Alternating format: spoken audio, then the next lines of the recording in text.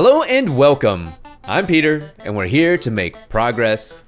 Not perfection, but on that way to progress, we find ourselves at the bottom of a mountain and just need a little bit of help to start the climb. So today I'm here to give you the top 5 mistakes that are made in the Teal ranks and below. I would love to give a big thank you to all the viewers who are brave enough to submit their footage of their games. Without you guys, we wouldn't have this video. So everyone else in the comments, please be nice. Be nice. Be nice.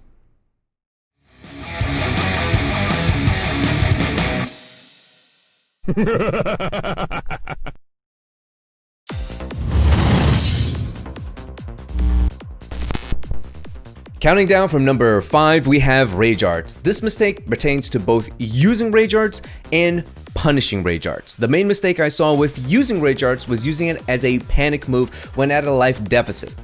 Don't get me wrong, it's okay to throw out Rage Arts every now and then as a panic move when being pressured by the opponent, but just use it sparingly. Take for example this game. The Whimser, our trusty viewer, is against a Katarina who throws out Rage Art without fail every single time when she's at low health. This is a big no-no because it makes you super predictable. If you're ever unsure about when to use Rage Art, just ask yourself, if this Rage Art connects, will it kill the opponent? If the answer is no, then don't use Rage Art. Take for example here, the Whimser is sitting at full health and the Katarina uses Rage Art. Even if the Rage Art lands here, Heihachi's going to be in a very healthy life lead, so in this case the Katarina player should have just saved the rage and try to utilize the damage boost that you get from rage to stage a comeback. As a good practice, just limit the amount of use of Rage Arts when you're starting out in Tekken, since this can turn into a bad habit very quickly. Up next we have punishing Rage Arts. I know, as a light blue rank player, there's a lot of knowledge in the game to learn, and the various characters you might not be familiar with and their moves and so on and so forth. That's perfectly fine. However, Rage Arts are something I highly recommend that all new players learn how to deal with. Typically speaking, most Rage Arts in the game you just have to block standing. They start up in 20 frames, they hit mid, they're minus 22 on block, which means everyone in the game gets a standing launch on them. 6 characters, however, Geese, Alyssa, Anna, Jin, Lucky Chloe, and Steve require you to crouch to avoid the Rage Art and then while standing punish accordingly, but they're the exceptions. So go out there with this knowledge and punish those Rage Arts really hard with your best launchers and not something like a 10 or 12 frame punish.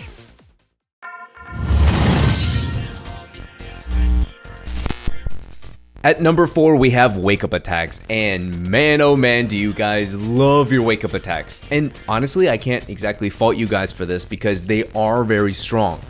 Wake up attacks are basically a get off me option, so who could resist?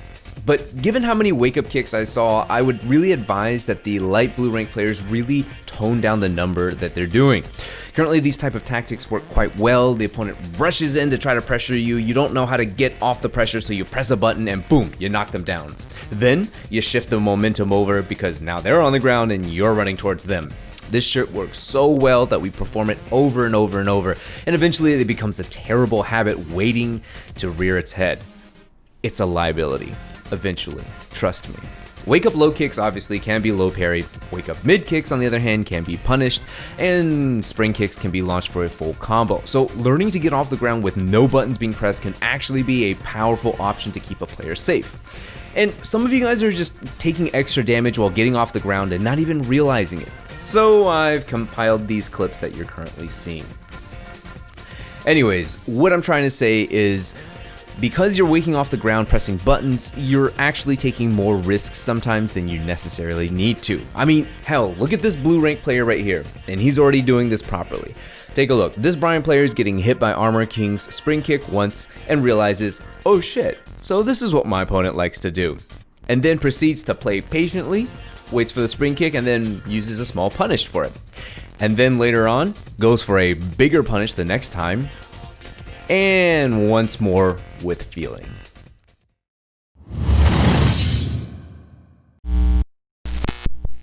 Mistake number 3 is combo execution. If you are in the light blue ranks, chances are launches are being thrown out left and right, because let's face it, big damage. Feels good. Sounds good. Now, this might seem self-explanatory, but players really should be making the most of every single launcher they get and being prepared to do the staple bread and butter combo each time they launch. And notice, I said staple combo, not max damage, ultra optimal combos. As a beginner, you should not be spending 10 hours a day trying to solidify an advanced level combo. Those are probably outside your pay grade. Basic combos will suffice. Now, let's take a look at an example of combo execution making a difference. Here we have our trusty viewer Samael against a Noctis player, and Samael is losing in health. We have a great read on a low, do a nice orbital, and then, whoops, we drop the combo. So then we run up and perform a classic snake edge on the opponent, and then, we drop the combo again. And of course, now with the life deficit, we really have to make some magic happen here, and just unfortunately for this round, Samael isn't able to squeeze out the round. Just to show you how much damage we could have had on our opponent, I recreated our viewers' combos. The first combo that started with Orbital Heal, you can see the damage was 43 points, and the second combo that started with Snake Edge deals about 50 damage. Added together, the total is 93 points of damage that we dealt to our opponent with these two combos. Now, here are two staple Brian combos, the first being the Orbital Heal one, which does 67 points of damage, and the second staple combo is the Snake Edge combo that does 76, plus the Rage Drive at the end. Added together, the grand total is 143 points of damage for these two staple combos. If we look at the grand total damage difference, we see that Samael missed out on 50 points of damage. Just from experience, I would say that 50 points of damage here could have made the difference in closing out the round and not closing out the round.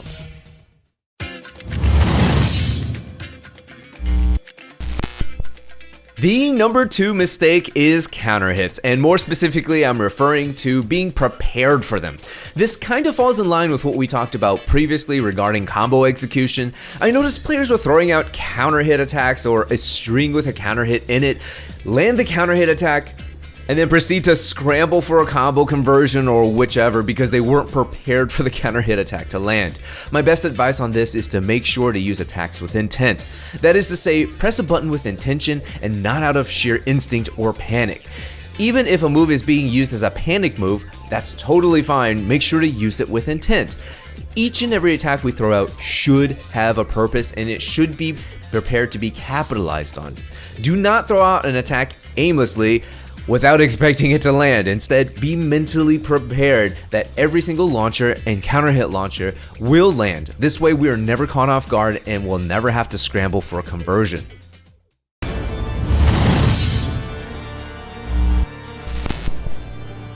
Alright, we are finally here. Number 1. The number 1 mistake that is found in the light blue ranks is the usage of key moves. What do I mean by this? Well, this is actually a very big blanketed statement because it encompasses many things. For starters, I found out that a lot of players were not utilizing key moves that basically define their character. For example, in this game between our viewer Samael and random Leroy player, Samael doesn't use Brian's forward 3, down forward 1, down 4, down forward 2 strings, and forward 2. His opponent, random Leroy, doesn't use Leroy's down forward 1-1, Leroy's down 2, hell sweep, down 1+2, and back 1+2. These are very, very, very character defining moves. Incorporating key moves like this into a gameplay is vital, because the more moves you can utilize in a character's arsenal, the more things the opponent will have to start looking out for and start thinking about. Additionally, without using specific key moves, you're basically playing a half of a character, and you're not utilizing the character to their maximum potential. My best advice for starting to incorporate key moves into a gameplay is to start writing them down and looking at it and having it next to your computer. Keep the move next to you and make it a goal to start utilizing a character's key moves, all of the ones that you've listed. So in 3 rounds, you must use all of the key moves that you have listed down in the piece of paper that you have next to you, or else you lose. The next and last aspect of key moves that players are not doing is using the moves as they are intended to be used. For example, let's take a look at our friend Hedrexor and his use of Steve's Sonic Fang. Down forward 1+2.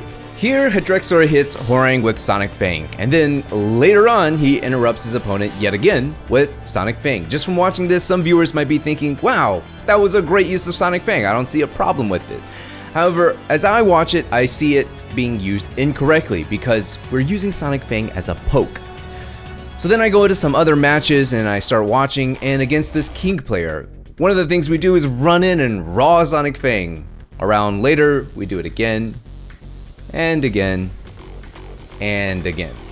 The King player doesn't really punish this move correctly, but we actually lose a game to this because against this Kazuya player, we throw it out and we actually get punished for it and lose the game. Basically what I'm trying to get at is, yes, incorporating key moves of a character is very important, but make sure to do it correctly. Certain moves that a character has is built for a specific reason. Sonic Fang for Steve is used as a whiff punisher, a 14-frame block punisher, as well as a damaging wall ender, or as a combo ender. Those are its uses. It's not meant to be used as a poke. For that, you have things like 1-1 from Steve, 1-1-2 into duck, down forward 1, forward 2-1 into flicker, quarter circle forward 1, duck 1, flicker jabs, and then the list goes on and on and on, right? So all I'm saying is make sure to use the correct tools for the job, and to do so, watch back your replays. After you watch back your replays and you see something happen, ask yourself, what was I trying to accomplish? Was the tool I used correct? And if so, was there a better move that I could have done that was safer? In this case, Hedrexor is using down forward 1+2, Sonic Fang here as a poke. What he could have done was instead used run up down forward 2, or use run up down forward 1 as a mid poke.